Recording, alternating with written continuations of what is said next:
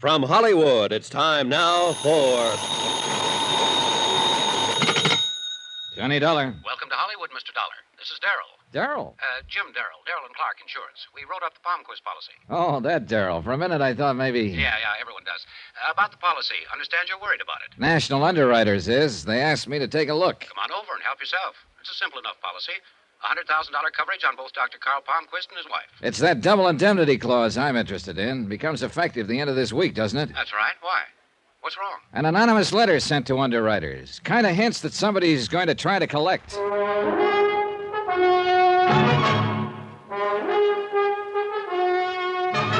Tonight and every weekday night, Bob Bailey in the transcribed adventures of the man with the action-packed expense account, America's fabulous freelance insurance investigator. Yours truly, Johnny Dollar.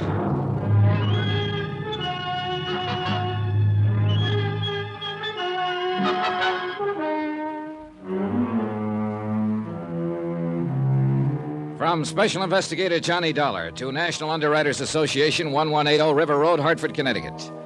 The following is an accounting of expenditures during my investigation of the long shot matter. Expense account item 1, $174.90, airfare and incidentals to Hollywood, California. A good night's sleep at the Beverly Hilton Hotel, and in the morning sunshine, Hartford's slush was only a clammy memory. Nobody walks in California, so when in Rome, item 2, $2 even, cab fare to Darrell and Clark Insurance Brokers. Beverly Hills, where else? Come on in, Dollar. Won't be a minute. Grab a chair. One look at the furnishings, and you knew a lot of insurance was sold here. It takes a flock of premiums to pay for the really good modern, the long, clean, functional stuff. Impressive. Jim Darrell was even more so, and I'd have bet that 90% of his policyholders were women. He seemed to be doing two things at once, shaving and keeping track of passers-by in the street outside. I watched him glance quickly out the window for the fifth time, smile happily, then make a check mark on a desk pad. I give up. What is it? Electric shaver. I mean the bit outside the window. Oh, it's this year's version of counting license plates. You playing alone? With Clark, my partner. You see, he takes charcoal gray suits and I take Bermuda shorts. Based on strictly how many pass the window. The other side of the street doesn't count. Loser buys lunch. Where's Clark? Seeing a prospect. We play on the honor system. Yeah. Mr. Darrell. There, that's better. Yeah, Palmquist policy, huh? You want to know about it? Well, you sound reluctant. It's delicate. So is this letter. Look into Palmquist policy. You may have to pay off soon. Nice corny touch there. Letters from a magazine pasted on to form the message. Well, the style's a little old hat, but the meaning's clear enough. You want to fill me in? The Palmquist, Mr. Dollar? The last of one of our oldest families out here. Name, social position, money. They've got it all.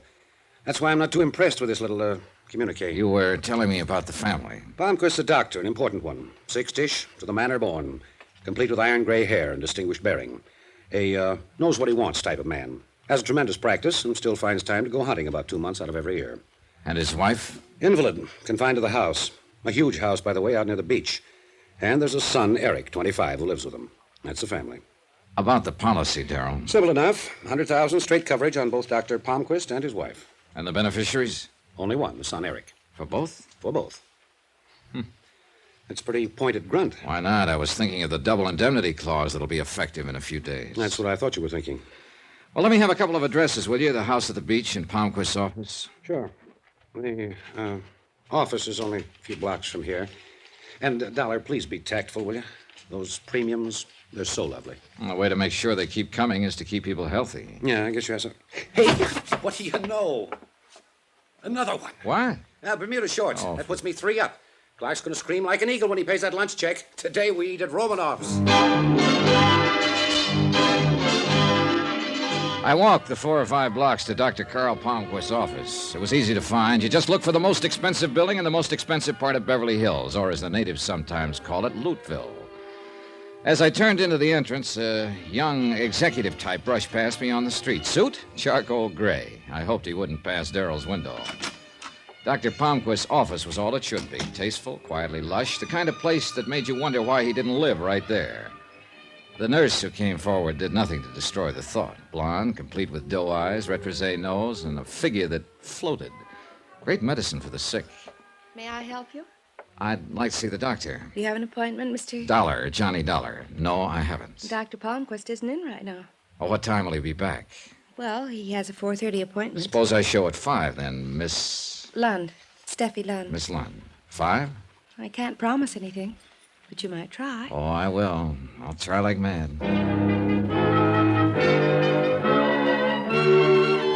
Expense account item 3, $38 even. Deposit and first day's rental on a drive-it-yourself car.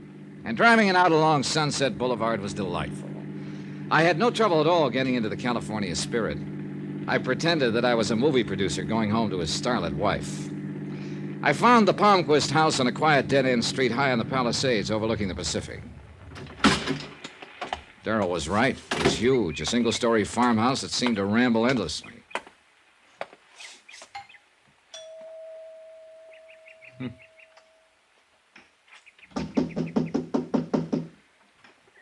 Well, it was a long way to come for nothing. I walked around the side of the house. Nobody tried to stop me. I moved through an open breezeway and wished that somebody had, because suddenly I felt like an intruder. Because of the woman sitting in the wheelchair, staring vacantly down at the swimming pool that sparkled in the sunlight. Because of the way she poured a drink from the bottle beside her without ever looking at it. Because of the way she held the glass, as though she wanted you to believe it was sarsaparilla tea, not whiskey. It isn't really medicine, you know. I only pretend that it is. Yeah, sure. Look, I didn't mean to barge in like this. Mrs. Palmquist? Victor says it's disgusting. Calls it a sign of weakness. Do you feel that way, young man? Well, nobody does anything without a reason. My name is Dollar, Mrs. Palmquist, and, well, I'd like to talk to you for a little while, if you feel up to it. Weakness. Oh, I'm sorry. Well, it's... Very sorry. Victor wouldn't like that either. Would you mind wheeling me into the house, young man? I'm very tired. Oh, yeah, sure thing. You just relax. She leaned back in the chair and closed her eyes. She wasn't sleeping, just somewhere off in thoughts of her own. I pushed the chair toward the house as gently as I could. It wasn't until we almost reached it that I realized we had an audience, a good-looking kid in his mid-20s watching us from a bedroom window. A kid who didn't want to be seen. The way he jumped back from the window told me that. It was getting pretty weird out.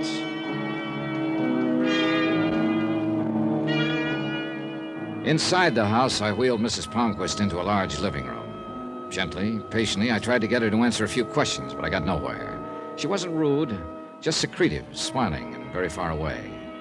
I was wondering how to get out gracefully when... I'm so very sorry. I'm afraid I haven't been very attentive, have I, Mr. Dollar? Suddenly, just as clear and lucid as that, I looked around to see what had made this almost magical change, and he was standing just inside the room, the kid I'd seen watching from the window. Eric, come here, dear. This is my son, Eric. I'm afraid I've forgotten where you told me you were from, Mr. Dollar. My mother's been ill, Mr. Dollar. She's not supposed to be disturbed. Oh, now, Eric. Oh, I am sorry. I was just leaving. Good. I'll show you the way out. Oh. Maybe that would be best. You'll come back again, Mr. Dollar, when I'm feeling better. Yeah, sure, of course. Please make it soon. I don't seem to keep very good track of time. Another sign of weakness, I suppose. Well, When you show Mr. Dollar out, please come back, Paul. Oh, yes, Mother. You're a good son, Paul. This way, Mr. Dollar.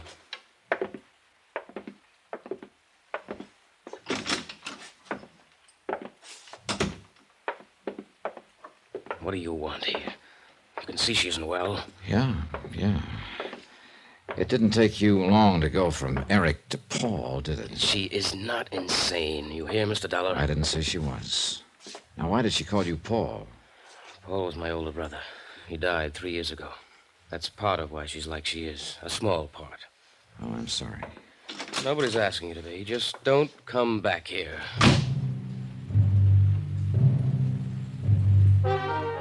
I had plenty of time to kill before 5 o'clock, and a lot of things would have been pleasant. Sopping up the Malibu sun, watching the kids on the beach, you name it.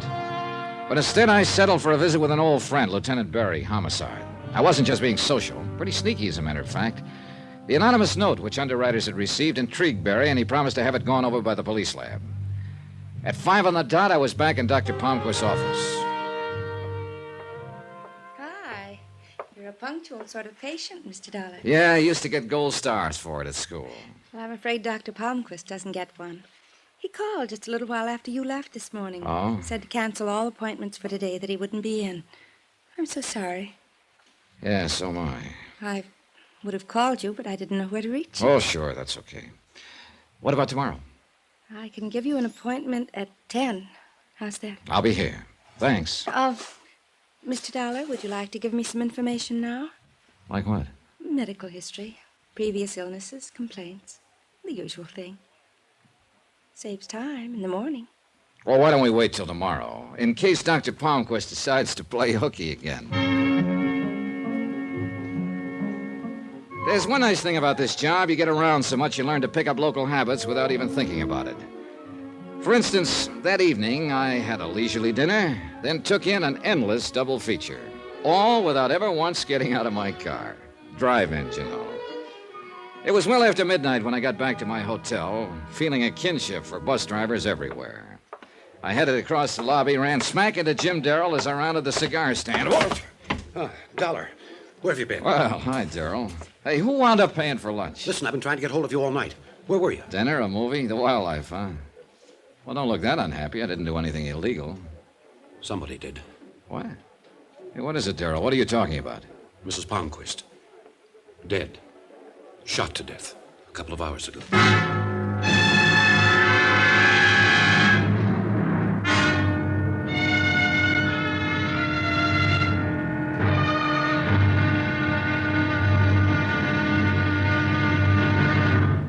Now, here's our star to tell you about tomorrow's intriguing episode of this week's story. Tomorrow, variations on an old theme. You pays your money and you takes your choice.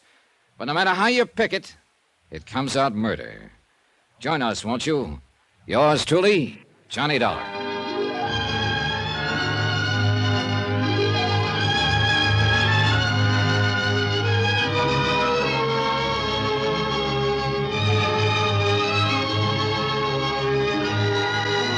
Yours truly, Johnny Dollar, starring Bob Bailey, is transcribed in Hollywood. Written by Tony Barrett. It is produced and directed by Jack Johnstone. Be sure to join us tomorrow night, same time and station, for the next exciting episode of Yours truly, Johnny Dollar. Roy Rowan speaking.